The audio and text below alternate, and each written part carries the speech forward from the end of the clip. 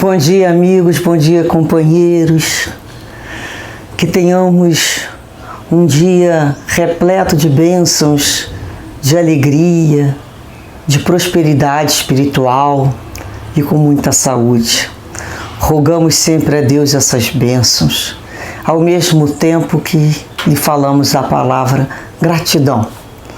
Gratidão por mais um dia, por mais uma oportunidade de rever nossos passos, de modificar roteiros, de tomarmos em nossas mãos as direções de nossas vidas com mais consciência, com maior verdade, com maior entendimento da vontade de Deus em nosso caminhar. Que o nosso amado Mestre Jesus possa sempre nos direcionar, nos iluminar com a sua doçura, com as suas mensagens tão esclarecedoras aos nossos corações. Contamos sempre com a intuição dos nossos amigos e benfeitores espirituais. Por isso, nunca nos faltou o cuidado necessário para vencermos cada dia. Dessa maneira, iremos fazer aqui a leitura da mensagem número 73 do livro Fonte Viva, com a mensagem trazida pelo Espírito Emmanuel, que tem como título Estímulo Fraternal. E ele inicia uma carta de Paulo aos Filipenses, lá no capítulo 4, versículo 19, onde diz: O meu Deus, segundo as suas riquezas, suprirá todas as vossas necessidades em glória por Cristo Jesus. E continua: Não te julgues sozinho na luta purificadora, porque o Senhor suprirá todas as nossas necessidades. Ergue teus olhos para o alto e de quando em quando contempla a retaguarda. Se te encontras em posição de servir, ajuda e segue. Recorda o irmão que se demora sem recursos no leito da indigência. Pensa no companheiro que ouve o soluço dos filhinhos sem possibilidades de enxugar-lhes o pranto. Detente para ver o enfermo que as circunstâncias enxotaram do lar. Para um momento, endereçando um olhar de simpatia à criancinha sem teto. Medita na angústia dos desequilibrados mentais, confundidos na eclipse da razão. Reflete nos aleijados que se algemam na imobilidade dolorosa. Pensa nos corações maternos, torturados pela escassez de pão e harmonia no santuário doméstico.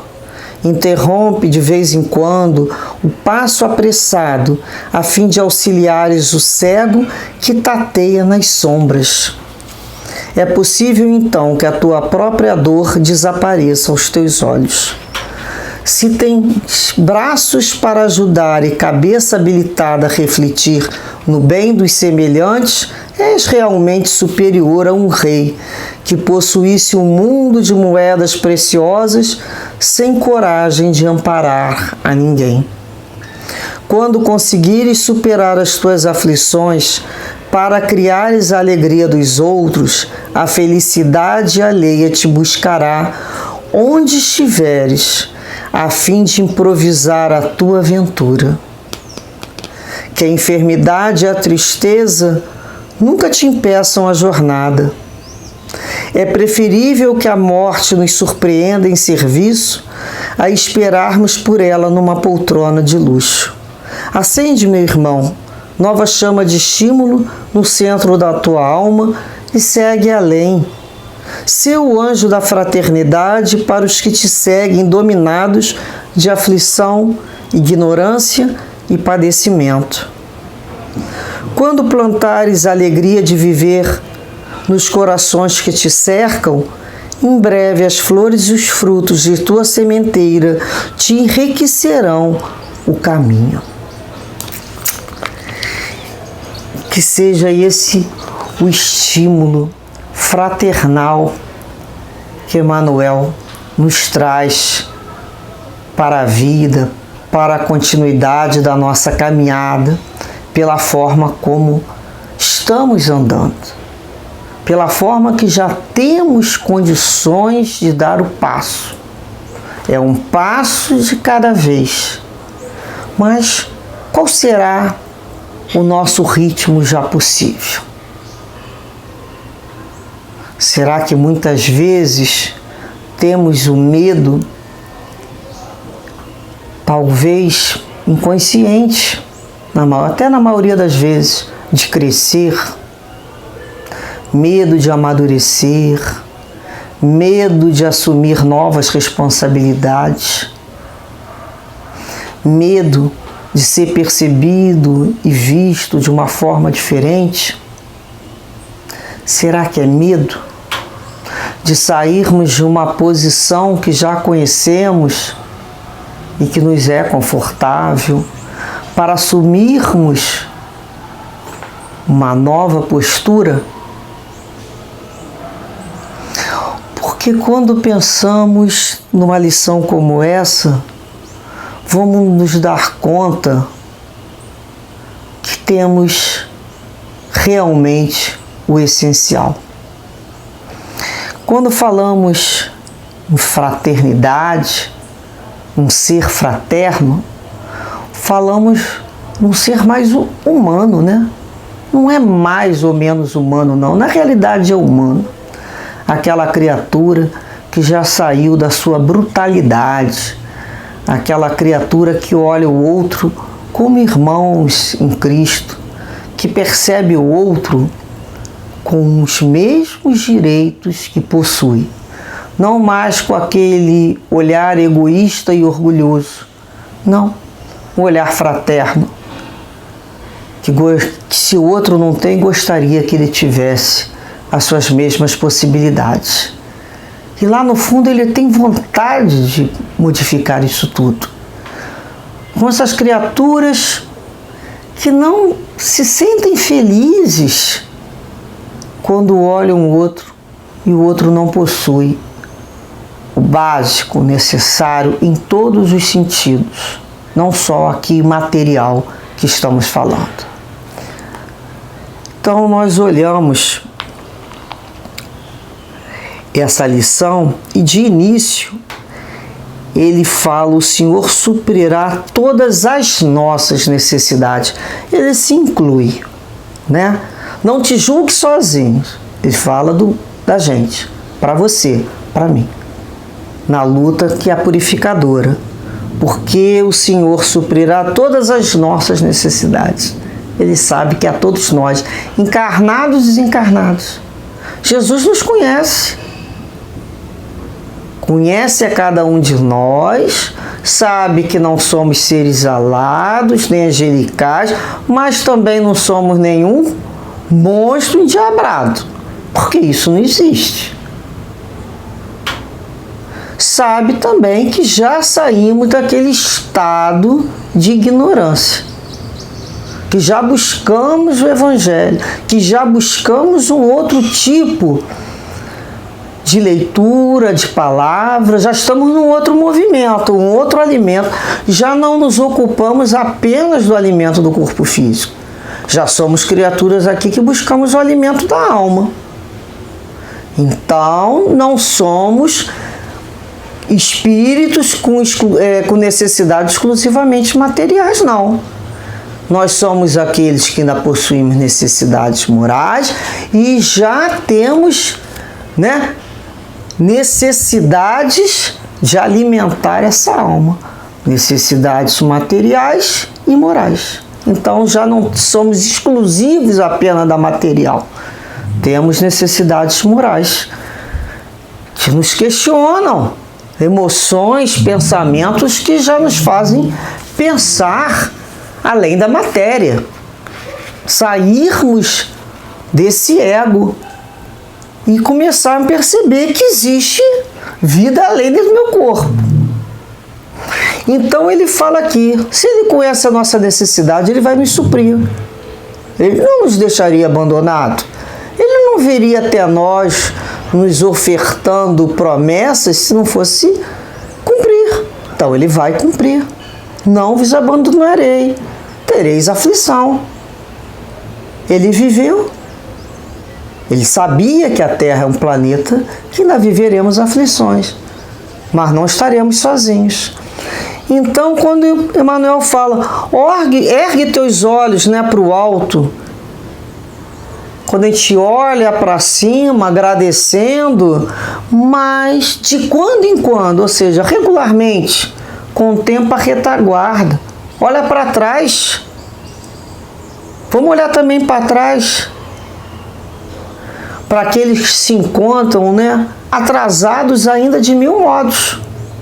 Nós já estamos melhor do que fomos ontem. Então, quando olhamos para trás, vemos criaturas que estão vivendo aquilo que vivemos ontem.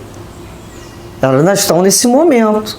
Então, é um momento que a gente passa, né, a oferecer ao outro um pouco de estímulo como irmãos.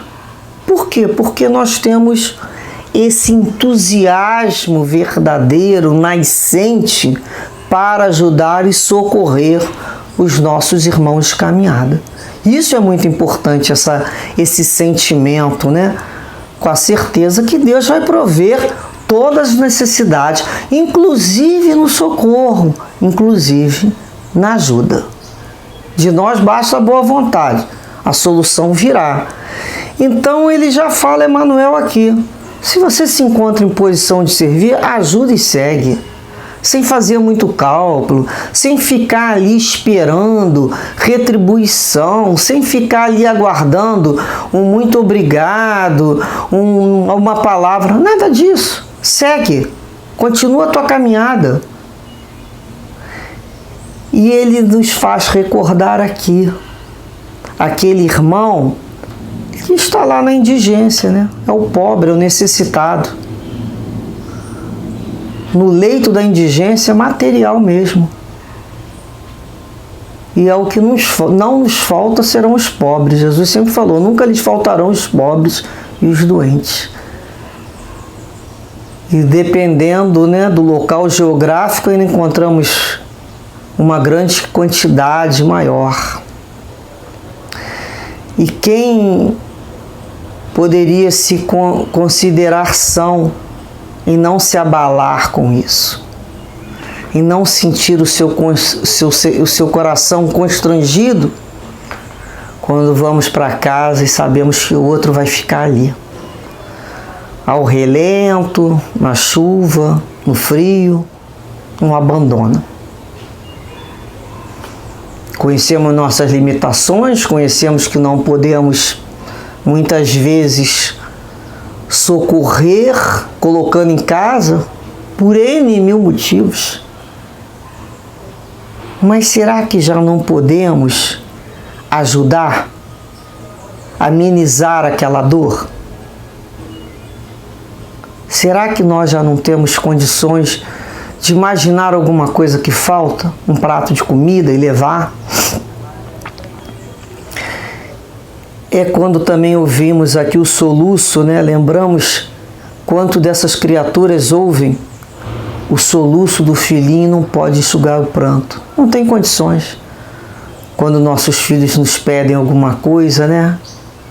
Chorando, uma necessidade, e poderíamos de alguma forma socorrê-lo, outros estão completamente impossibilitados de enxugar esse choro. Sabemos o quanto isso corta o coração de qualquer criatura. Ah, mas fulano é duro, né? Não, se faz de duro. É de cortar o coração. Aqueles, né, enfermos que tiveram que ser enxotados do lar. Enxotados. Porque aqueles que ficaram não conseguiram. Não estamos aqui julgando, Mas lembramos desses enfermos, né? Os alcoólatras, os que possuem loucuras, aqueles que possuem problemas de contágio, aqueles que fazem uso de substâncias entorpecentes. É difícil. São enfermos? São enfermos. É uma enfermidade. São doenças. Quantos antigamente foram colocados para fora de casa por hanseníase, por loucura, por debilidade.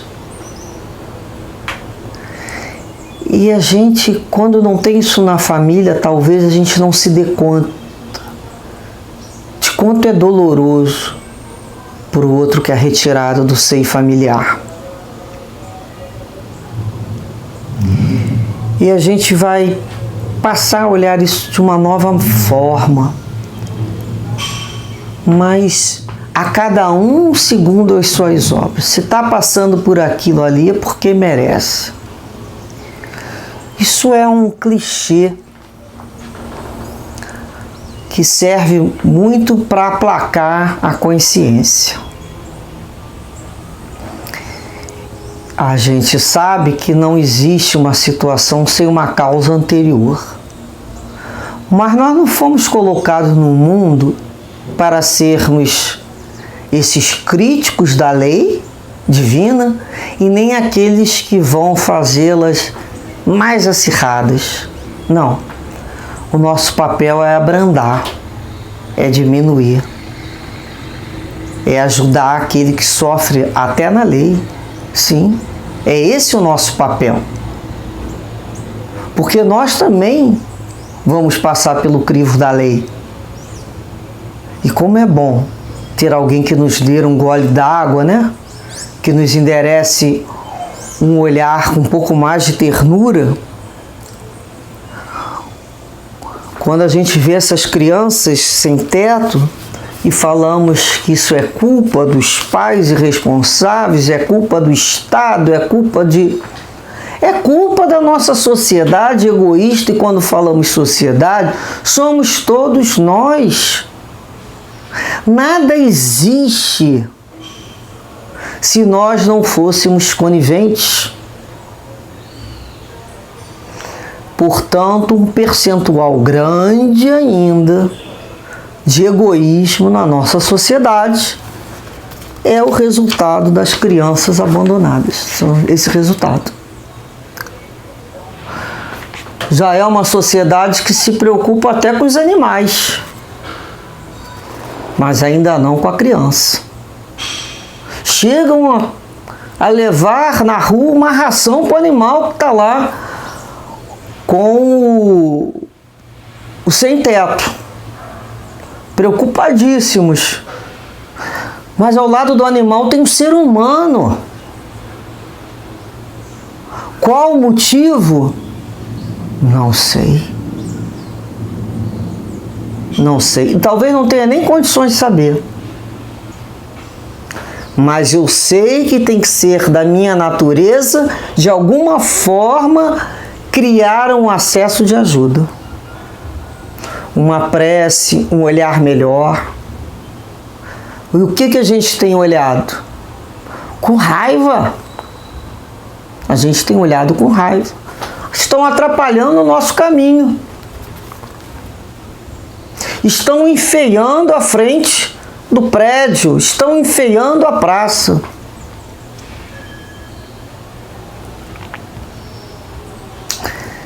É fruto do nosso egoísmo? É. Ah, mas a minha parte eu fiz, eu paguei o imposto. Ah, eu também paguei meu imposto. Mas a gente sempre lembra. Se a casa do meu vizinho, aqui o apartamento do vizinho começar a pegar fogo, eu vou ficar parada e vou dizer assim, olha, mas eu paguei o imposto lá do bombeiro, taxa de incêndio, eu pago. Problema... Ou eu vou rapidinho pegar um balde e tentar ajudar até com um balde, até com a minha lágrima, porque eu sei que aquele fogo vai vir para minha casa. Então eu vou me prontificar em todos os setores. Será que eu não percebi que conviver com essa angústia dos mendicantes, dos desequilibrados mentais que encontramos na rua, abandonados, todos esses estão doentes e alijados da sociedade, nós chamamos marginalizados, estão à margem da sociedade, contribuinte? Será que achamos que isso não nos fará mal? Será que ainda não entendemos que os refluxos, que as psoríases, que tantas outras doenças de nome tão complicado que vem aparecendo por aí, nada mais é do que esse resultado dessas emoções que aprendemos a calar dentro de nós e tratar toda essa miséria social como se fosse natural? É da vida. E a gente vai ficando cascudo e passa por cima até de um corpo. Alguém que morreu? Ou a vida continua? A vida continua, a vida continua. Vamos que a vida continua. Vamos prosseguir a nossa vida. Não tem tempo para isso não, isso é da vida. E nem choramos mais. Não existe uma luta, a vida continua. Por que eu vou sofrer? E quem é espírito ainda fala, mas é da vida o desencarne, é da vida o sofrimento. É da vida. Mas essa insensibilidade toda também é estranha. É muito estranho não sofrer. Tem alguma coisa também que está em desajuste. O sofrer demais é um desequilíbrio. Mas o não sofrer também é. Também é. Será que nós paramos de acessar as nossas emoções humanas? É estranho não nos incomodarmos, não ter aquele sentimento de incômodo. Você está comendo e o outro olhando. Não sentir incômodo também não é normal, não é natural. Não existe normal, né? Eu falei a palavra normal, mas não, o que eu quis dizer é que não é da nossa natureza. Não pode ser da nossa natureza. Nós temos a natureza de olhar o outro, de nos colocar no lugar do outro e de nos sentirmos incomodados. Não vamos resolver a fome do mundo. Jesus não resolveu. Mas não nos sentirmos incomodados é algo a estranhar. Então é quando comecei, ele nos fala aqui, olha, para nós refletirmos na angústia que devem passar o desequilibrado mental. É uma angústia. Ouvir aquelas vozes. Ah, mas por que não procura ajuda? Olha, é muito interessante quando ouvimos isso. A ajuda existe, os movimentos, os institutos sociais estão trabalhando sim, dentro da possibilidade deles, é verdade. Mas é difícil. É muito difícil essa ajuda. Tem que ter esse sentimento realmente. E ele fala dos corações, né, maternos, pela falta de pão em casa e falta de harmonia. Porque na casa, né, que falta pão, todo mundo grita, já repararam? E ninguém tem razão. Vai ter desarmonia, vai ter briga. Falta aquele estômago mais quentinho, né, para dormir em paz. Nós sabemos o que é fome? A maioria de nós não. A gente sabe o que é ficar sem comer, né? Porque teve um problema, ou porque não deu tempo, ou porque eu na infância passei uma privação, comi determinado só tipo de alimento. Mas fome, eu nunca vivi. Fome. Não é ficar um dia inteiro com apenas uma banana, não, ou apenas um ovo, não. Fome é outra questão. Fome não é dor na barriguinha. Então, às vezes a gente não sabe, não tem ideia dessa encarnação. Mas pode ter quando passamos um dia ou momentos sem comer, nós temos uma pequenininha ideia, não temos? Temos uma pequenininha ideia. E ele fala aqui, né? Se você tem, né, braços para ajudar. Nós temos braços para ajudar? Temos braços. A maioria de nós temos braços para ajudar. Braços no sentido de acolher. E nós temos uma cabeça para refletir no bem do semelhante. E quando nós temos uma cabeça para pensar e discernir que aquilo não é bom para ninguém, e eu tenho um braço, eu já sou, ele fala aqui, superior a um rei, que possuísse uma série de tesouros e nele nada fizesse de bom para ajudar ninguém. Já somos superiores. Lembram de Jesus falando daquela viúva que depositou aquela moedinha lá no gasofilácio, né? Ela era mais rica do que todos, porque ela não deu aquilo que sobrava. Ela deu daquilo que ela precisava.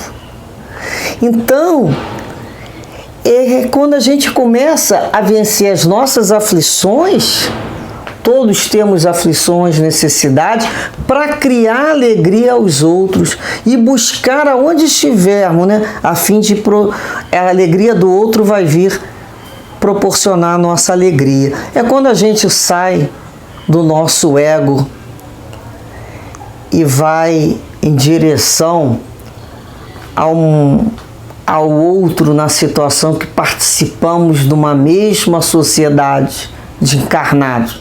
No momento em posições diferentes, sociais. Mas eu não sei se lá no mundo espiritual qual é a posição daquela criatura. Até porque eu não tenho ideia de qual seja a minha. E é justamente no momento que eu supero a minha aflição para criar alegria no outro, a felicidade do outro vai vir me buscar. É quando a gente sai de nós para ajudar o outro, a gente já venceu a nossa própria dificuldade. Ele fala aqui, né, que a enfermidade e a tristeza nunca te impeçam a jornada. Porque às vezes a gente fala assim, pô, mas eu estou enfermo. Mas tem alguma forma de ajudar? Quantas criaturas nós sabemos que no leito, né, a história de inúmeros benfeitores que tivemos na sociedade, que do seu próprio leito pegaram lá um telefone e começaram uma equipe de ajuda. A forma dele era falar, dar um telefonema para alguém. A gente vai lembrar lá do gigante deitado, né, que ia com o seu próprio leito fazer os seus estudos. Jesus Gonçalves. Lembramos aqui do Amazonas Hércules, né, Ranceniano, que viveu o tempo todo e que lá dentro daquela obra social, Curupaiti, se eu não me engano o nome é esse, criou um grupo de estudo da doutrina espírita. Não se faziam vitimados, não permitiam que aquela situação os paralisasse. E às vezes as pessoas falam assim, mas por que o espírita sempre valoriza esses que passam pela dor dessa forma? Porque se eles conseguem viver aquela dor, que é maior do que a minha dor, de uma forma resignada e obediente a Deus, por que eu não posso? Por que eu não posso buscar um pouco mais de alegria para a minha vida? Por que eu teria que viver na rebeldia, amaldiçoando tudo e afastando todos ao meu redor? Se eles podem, Eu posso. É por isso que nós valorizamos, que não vemos essas criaturas blasfemando, porque quando vivemos a dor, todos nós temos as nossas dores. Acreditem nisso. Podemos, melhorar aqui o externo, mas ninguém sabe o que está acontecendo nos nossos corações, o que estamos passando de dores no corpo físico, dentro das nossas casas e nas nossas famílias. São dores diferentes, mas são dores que nos fazem chorar. Mas quando nos revoltamos e não entendemos que existe uma causa, isso fica muito mais pesado. Muito mais pesado de carregar a vida. É um dia de cada vez, a cada dia basta o seu mal. E vamos levando. Tem hora que não dá para ficar detalhando muito, não. Vamos levando e descobrimos que quando cantamos, quando esquecemos, buscamos esquecer da nossa dor para olhar a dor do outro que é pior, não sei. Alguns falam, não sei porque mágica da vida, não tem mágica. Nós sabemos que não existe mágica. Porque quando você sai da sua dor para ajudar o outro, com agradecimento, já te alivia aquilo ali. Mas já tem gente que acha que não é uma mágica. Olha, então até aqueles que não são crédulos já perceberam que existe diferença na forma pelo qual cada um leva a sua dor. Como nós espíritas não vamos fazer essa percepção? Não vamos buscar alegria? Ah, mas como ser alegre no meio de tanta tristeza que eu vivo? Eu vou só piorar. E aí eu vou cometer um suicídiozinho a cada dia. Com a minha tristeza, com a minha raiva, com a minha rebeldia, com os meus pensamentos. Aí me mato mais rápido. Pra quê? Desencarnar vai ser a solução? Eu já resolvi esse bando de problema? Não. Desencarnar não é solução. Eu vou aproveitar que eu já entendi um pouquinho para continuar aqui. Para ver se essa conta aí não é à toa que a gente tem que passar, não. Então a gente aproveita a vida e olha o outro e seja útil. Para que de alguma maneira essa dor diminua.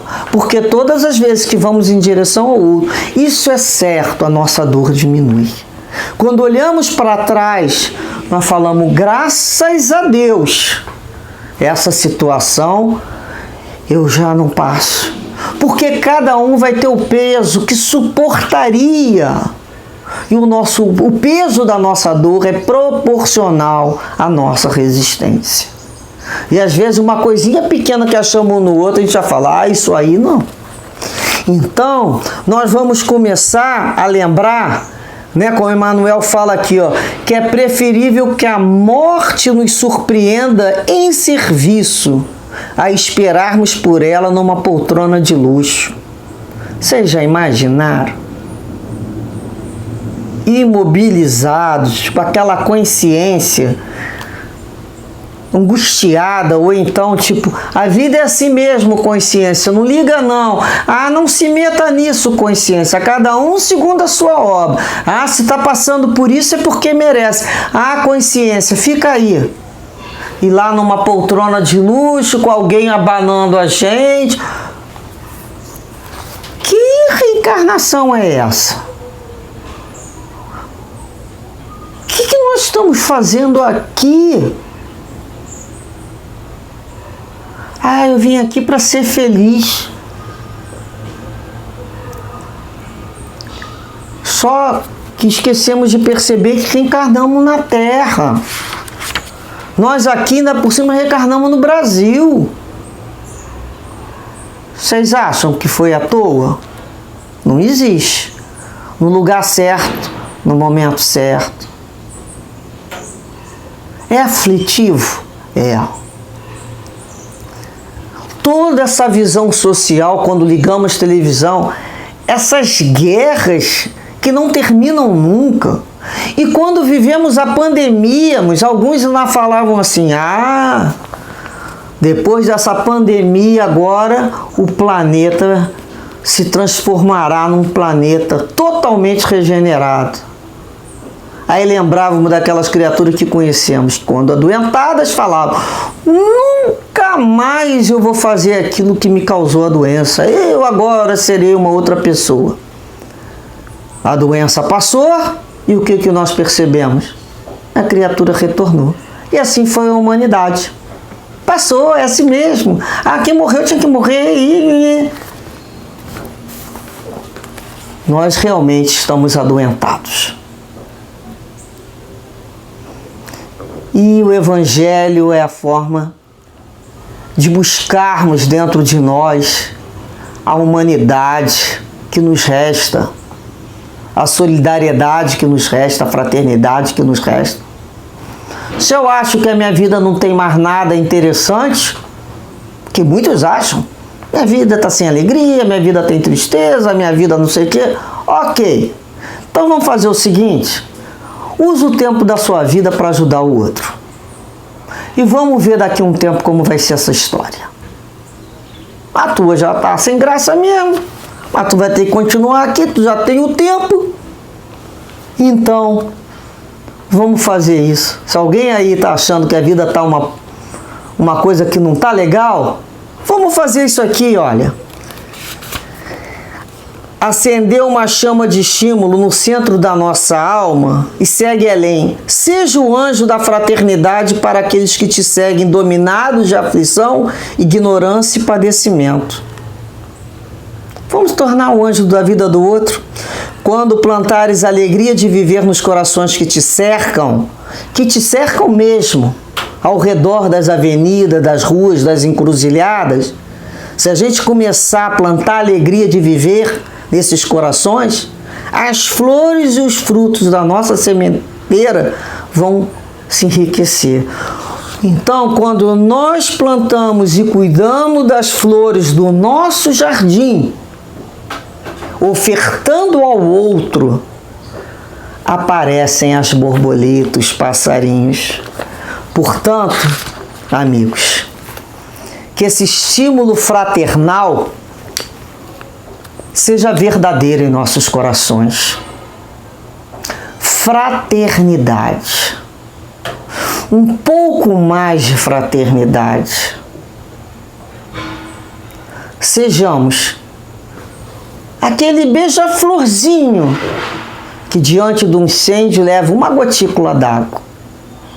Mas tenhamos coragem, porque exemplo não nos faltam. Braços não nos faltam. Cabeça para pensar não nos falta. Coração para ser transformado não nos falta. Às vezes o que falta é coragem. Coragem de sair desse modo de ser. Egoísta, orgulhoso e vaidoso. Que todos temos dentro de nós. Para sermos o ser fraternal que Jesus espera que sejamos.